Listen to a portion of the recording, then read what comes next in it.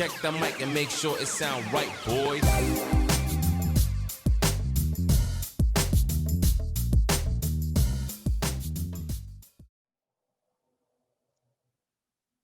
Oh, were you waiting on me to say something? Yeah, I was waiting for you to say Welcome to Highly Uncircumcised 2.0. That was a good job, Michael Moore. Thank you. I'm known for doing a good job. We just had a discussion and he wanted me to do the intro always. And I disagree. Do not want to do. And she said some things to me that I will not repeat on the This air. is not true. We have it on video. He said that I called him boy. He said that I said something very offensive, which I did not. He said I told him to go back to the bus. None of these things I said, by the way. We need the video to show them. But you did say you were the boss. You did say, okay. First of all, I want to say something here. Say something. In this podcast, since we've started. Yes. Have you I know where this is going. Any recordings? Yeah, I did. Have you? Yeah. Have you? Yes. Have you? Of course. So you have the recordings, the professional recordings that we have. No, I mean, like you edit them and cut them up and all that. There we go. Have you done any audio recordings? Well, no. Okay. Have you found our podcast host? Our what? Exactly. Have you set up our YouTube channel? Listen, I don't like where this is going. Have you created our email account? What do you say when I ask you for some help with all of these things? I tell you just what it is, baby. I'm the talent. And so this is what I have to deal with, just so everybody knows. He said he's a talent. So I said, if you're the talent, then I'm the boss. And I said, you do that damn intro this time. And he tried not to do it. He tried to sit there and not do it. Well, you know what I think is funny? You called yourself the boss based on all that stuff you just said that I don't do, which is the truth. I just got on that. Ain't done none of that. But you love it. Nicole, you are all about like being in control. And you know you are. Wow. You sound Nicole, like Nicole. No. Shut your butt. Listen. You sound like a husband who gets his wife a vacuum for Christmas. Oh my God! What year did we just go back to? No, I actually just bought a vacuum. Exactly. Yeah, this year gets his wife a vacuum and says, because you love it. You love cleaning. This is so great for you. That's what you sound like. No, I don't love it, Michael Moore. Like a year subscription to the massage place. Listen, you do, and that's really nice. I don't love it. But somebody has to do it, and you aren't doing it. Can I ask you something? Are you bossy? Yes. Oh, okay. Let's move on. Let's start the show. Let's go. So I'm the boss. What are we talking about? So I'm the boss. Okay. So now that we got that handled, I'm the boss, and Michael is a talent. We just found out in our last episode why we're called highly uncircumcised, but I wanted to take it a little further because you talked about your son. And I thought this was so fascinating because I was just thinking about this the other day, like about life and how you said in your son, like, oh, I just love him so much. The minute he came out, I knew he was going to be a better version of me. And I just loved him and right? Like, I never said No, I said that. Okay. What is that? That's the crazy thing about life, right? Like we can say, we have our own choice and we have free will and we have all these beliefs and blah, blah, blah, but you have a baby. So when I was pregnant with my first child, even before I knew the child, long before I knew, when it was like the size of a peanut, when it was 12 weeks in my belly, you couldn't even tell I was pregnant. I was thinking about like, oh my God, if somebody came up to me and it was like, I'm going to shoot you or I'm going to shoot your baby. Pick which one. And I would be like, shoot the baby. Shoot me. And that's what we do. Like, how does that happen? How do we become these people who just give up our lives so easily for the next generation? And especially we don't even know them. Like, what is that?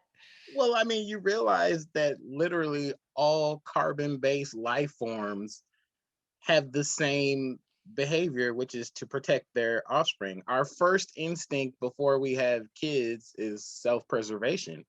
And as soon as we have kids, it's protect the Their kids. self-preservation. Right. So if you look at a I don't know, hell, salmon swimming upstream, they care about their kids more than themselves. You look at a grizzly bear. A grizzly bear is going to kill you and everybody that looks like you to protect their young. Or even something as small as a rat, right? Something we can't even stand. It still has the same instinct we have to protect its young.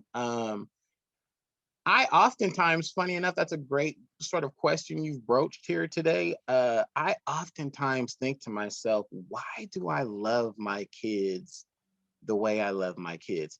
Now, and I'll even go a little deeper. It's This is an interesting topic because I was having these thoughts this weekend, actually. I was thinking about Esther, my wife, and my kids, and I was thinking about love. And I was thinking about how I think I was watching a show where a guy basically said something to the effect of, how much he loved his kids and all this kind of stuff. And then the subject of his wife came up, and he basically just said something like, it's different, right? So I love my wife. I'm in love with my wife. My kids are something different. And I had to process that. I was really thinking, I was like, my love for Esther, who I've been with now this year for 20 years, she was 19 years old when we met. My oldest child is only 2 years younger than my wife was when I met her. And I was 23 years old. Um, I say that to say I've literally known Esther now, or I should say Esther has known me longer than she has not known me, right? I've been in her life longer than not. And I love her like, I mean, I would kill for her, I would die for her without a moment's notice. No question. But there is something about your children that just on a cellular level, just like, I don't know. I was at DMV. I'll give you an example. I was at DMV 2 months ago. Naomi's my oldest child, my daughter. Naomi was getting ready to get her permit. She was taking her driver's test and all that good stuff. And I'll make the story real short. Long story short, we got to the counter, or she got to the counter. I was maybe 3 or 4 feet behind her, just sort of observing.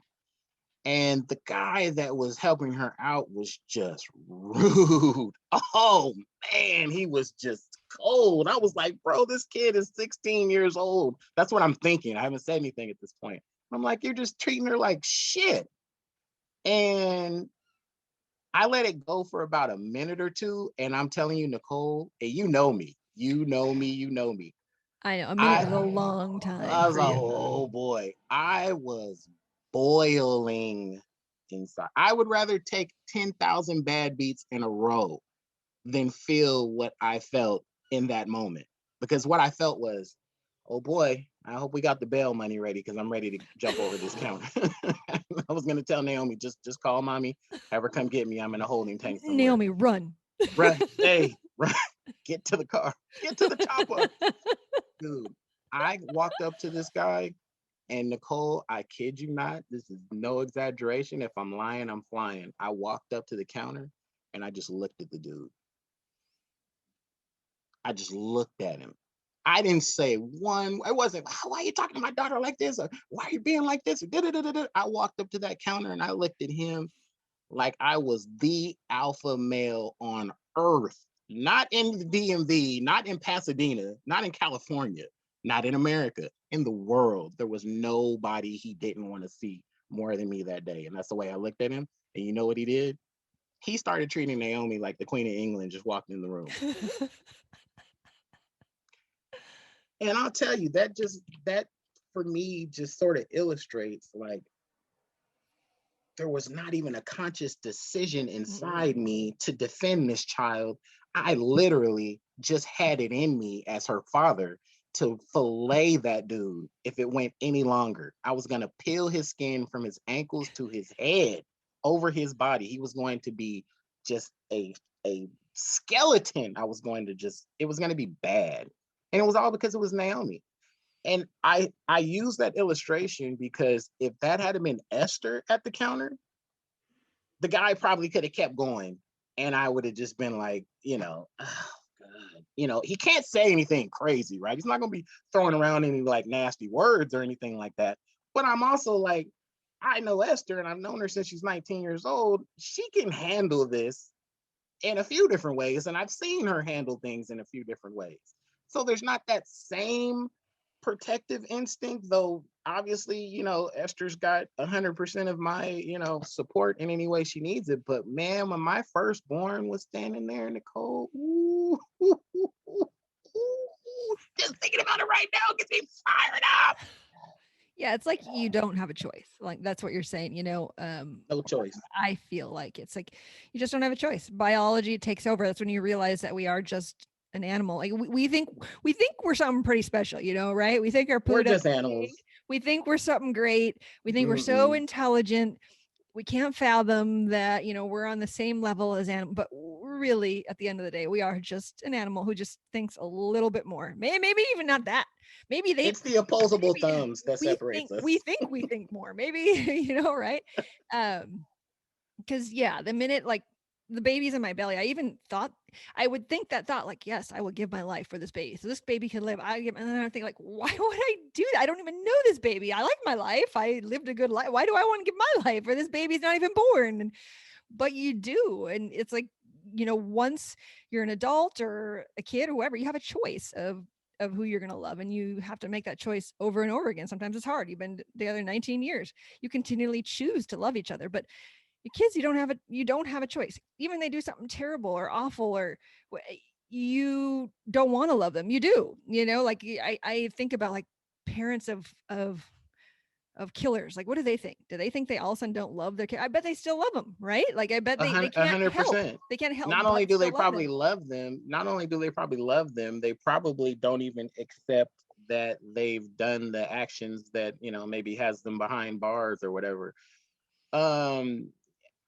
It makes me think about a story of this guy, and even telling the story used to sort of have me tear up a bit. I'm probably far removed from that now, but I was watching a piece on like 2020, I think it was, the show 2020, not the year 2020. Anyway, this guy had this was when GPS was like brand new. So what would that have been? Maybe like 2013 or something like that, somewhere around there, 2012. 2000. Well, the GPS, like not on your phone, like the actual. Well, I'm talking about in your car. The Garmin. Yeah, that was exactly like when it was just garbage. It'd be like, turn right here. Yeah. Yeah. So anyway, around that time, this story came out about this guy who was sojourning through the Sierra Nevada mountains up in Northern California. Okay. You want to know what sojourning means? Is that what you're about to ask me?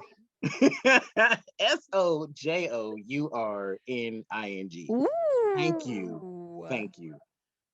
Thank you. Proud of you. I know you are. And so this guy is navigating through the Sierra Nevada mountains, and his GPS basically tells him to make a left turn, which is supposed to be a closer destination to wherever, or a closer way to get to wherever he's going.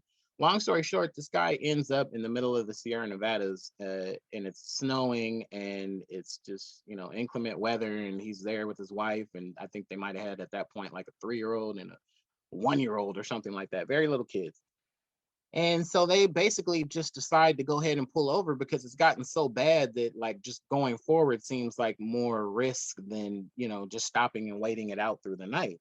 Well, waiting it out through the night turned into like 2 days. I mean, they were literally like snowed in and so forth and so on. So finally, the dad decides, I've got to make something happen, or I'm going to lose these children and eventually lose my wife. So he gets out of the car and he begins to walk, trying to like get to a place where he can get help and get somebody to get back there and help the family. He dies. Oh. He dies out there. I hate now, the story. Now, you don't understand, Nicole. This story just crushes me as a dad. You know why? Because I know for a fact that I'm the guy that gets out of the car after it gets so bad that I have to go. I have to go make something happen. As much as I'd want to stay there and protect, you know, my wife and kids, I'd have to go try and make something happen. That's me. So anyway, they end up help ends up coming somehow, some way. I don't remember all the different nuances of the story, but help ends up coming. They end up finding the dad something like 2 miles from the car. And he had been out there for like a full like 24 hours, 48 hours trying to meander around this area that he's never been. And by the way, this family is just on vacation. They're just taking a trip and it turns into this. But that story always got me because I know that man's heart. I know his heart 100%. I could identify with him on every single last level of his just deciding to go make something happen. And 95% of that would have been, I can't let my kids die here in this cold. They had run the car, like run out all the gas, leaving the heat on and all that kind of stuff, basically, trying to stay alive. And then once that's done, you're just subjected to whatever the weather's going to do. And you're talking about like 20 and 30-degree temperatures at nighttime with little children, and they just weren't prepared for a trip like that. And that kind of love is not something that is taught. It's not something that is even learned. It's not something that you can purchase. It is literally just within you. You either have it or you don't. And most parents, I would say, have it. Yeah, I mean, the vast majority. I think there's probably something wrong, maybe a history of Yeah, something and wrong if if they you don't have don't it, have there's it. something wrong, right? I Yeah. mean, it's not normal. You are Mhm. absolutely the exception, not the rule, if you don't have that type of get up and fight for your kids. So anyway, that's all a very long roundabout way of getting back to the original topic, which is it's just written on our DNA. It's literally just written on our DNA. I look at my kids and they don't even conceive. And my mom and dad used to tell me this, by the way. They don't even conceive of how much I love them until they will give birth one day. They don't even, because my mom used to tell me all the time, Mike, you do not even understand. You don't get it, and I'm not going to try and explain it to you. And I remember having Esther having Naomi, and seeing her little face for the first time. And maybe a week after that, I told my mom and dad, I said, I get it. I understand now. There's just nothing like it. There's just nothing like it. And then they grow up in their little shits and you don't want to love them anymore. Oh, but they're you horrible. can't help Good it. Lord. Good Lord. I call them the three criminals. Good Lord. Jesus. Yeah. No. They start talking back to you. I was thinking about all of this based on what you said in our last podcast, but also I've been watching The Handmaid's Tale. Do you watch that? I put it on my list. It's on Hulu. I haven't actually started watching it yet, though. Have you watched any season or just none at all? No, I haven't started watching it at all. Oh, it's Yeah, good. I've had several people tell me to watch it. I watched the first season long ago when it came out. It must be they're on 4, so maybe 4 years ago now. And then I took a break. I got maybe tired of it or whatever. And so I just recently went back and binged season 2 and 3, and season 4 just came out. And it's really good, but it's just fascinating to think about, like the idea that number one, this could happen because it can anywhere, anytime. Again, your life is what you decide it is, and you can build it any way, shape, or form, and based on what you believe, right? And so this is our country, our current country, completely redefined based on a group of people's beliefs. But also, she has a child. The handmaid does, and she loves it instantly, right? And she fights to save this child and to get it out of this Gilead, get it out of this city. She never met this child. I mean, maybe this child is a serial murderer. She don't know, like maybe this child is terrible, like, but that's what you do. That's like she's risking her whole life. She's risking, like, they abuse, torture, and murder people when they do bad shit there, right? She don't care. don't care. I gotta get this this little baby that doesn't know nothing. I gotta save it. I'm willing to be murdered, raped, not murdered. I mean, I guess murdered too, but tortured, hung, whatever, just so I can save this baby. They're like, oh, is this baby like the next Einstein? I don't know. Like, maybe it'll do nothing. I don't know, but I love it. Like, it's so stupid when you think about it that way, but that's how, for me, that's how I know, like, well, we're just animals, and that's the way life is concerned. All of us are simply concerned with the balance of life, and that's it. That's everything. It's just this constant balance, and we somehow within us, that's how we keep that balance, by ensuring that we have the next generation of humans who then wreck the world until we have no more world. Oh boy. That's Well, that ended and on a high note. and scene. Scene. Wow. I thought we were actually going to feel better about ourselves after that one, but I see that you completely want to destroy all happiness and positivity today. So on that note, that was a great topic, Nicole. And we're just going to go ahead and wrap this episode up. You're welcome. Hey, I mean, my thanks is just oozing out of my pores right now. Thanks for that. Well, from the talent and the boss, thanks for watching. We'll see you next time. Thank you. Thank you.